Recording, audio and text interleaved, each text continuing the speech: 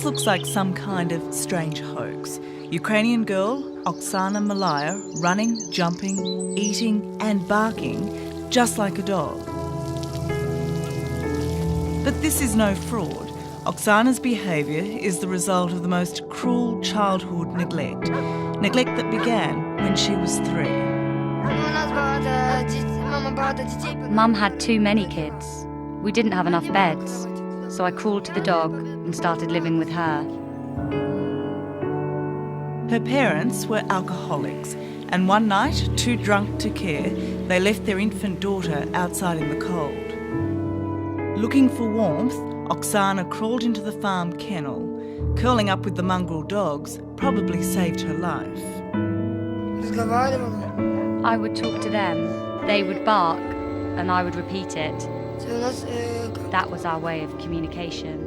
For the next 6 years, from the age of 3 to 8, the kennel was Oksana's home and the dogs her family. She had very little human contact, and when finally discovered, it was obvious there'd been catastrophic consequences for Oksana's development. She was more like a little dog than a human child. She used to show her tongue when she saw water, and she used to eat with her tongue and not her hands. Oksana is now 22 and lives in a special care home. Remarkably, she is able to speak, able to communicate some feelings, and that's some progress. Well, I remember her when she was initially brought here. She wasn't like a human being. She was like a small animal. About half a year later, she had completely changed. But certain situations still trigger deeply ingrained responses. When I feel lonely, I find myself doing anything. I crawl on all fours. This is how lonely I am. Because I have nobody. I spend my time with dogs. I go for walks and do anything I want to. Nobody notices that I crawl on all fours. When we're talking about how does a child learn to live with dogs, there's obviously no deal as such, but there's give and take. So the dogs are giving their love, their attention, their acceptance in a sense.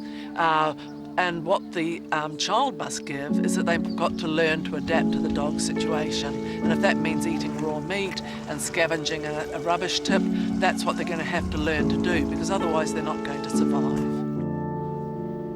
I'd like you to ask Oksana if this house is a particular place she knows. Using drawings, child psychologist Lynn Fry tries to determine what damage the years spent with dogs have done to Oksana's intellectual and social development.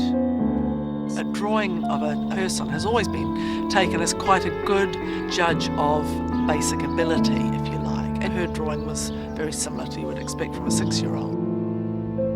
Cognitive tests also show this 22-year-old has the mental age of a 5 or 6-year-old.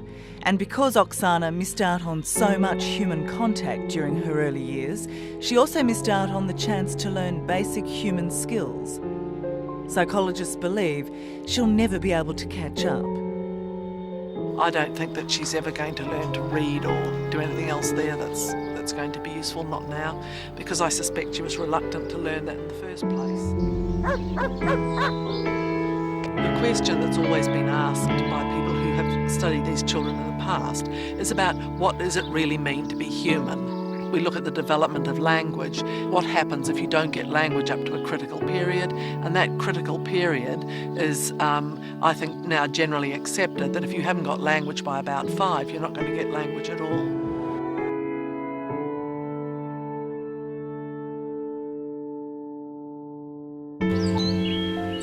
That same desire burns in Oksana. 14 years after being freed from her parents' appalling cruelty, she's made some remarkable advances. Her speaking and language are far better than her caregivers ever imagined possible. Now she makes the decision. She wants to find and meet her mother and father. I want to see them with my own eyes so desperately, because I've been told I have no parents. But actually I do have. Her mother has long since disappeared, but her father, Alexander, agrees to a reunion. He leaves his farm and makes a 350-kilometre journey to Oksana. And there's another surprise. For support, he brings along Mina, Oksana's half-sister she didn't even know existed.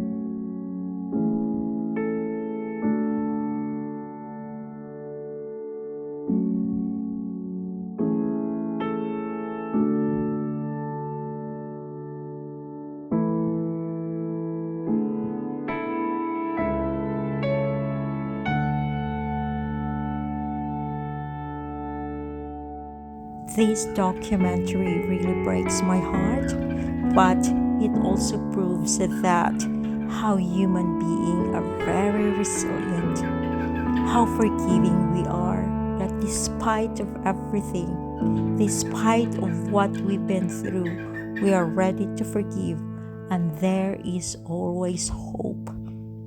Hope, and that can change your life. Thank you for watching.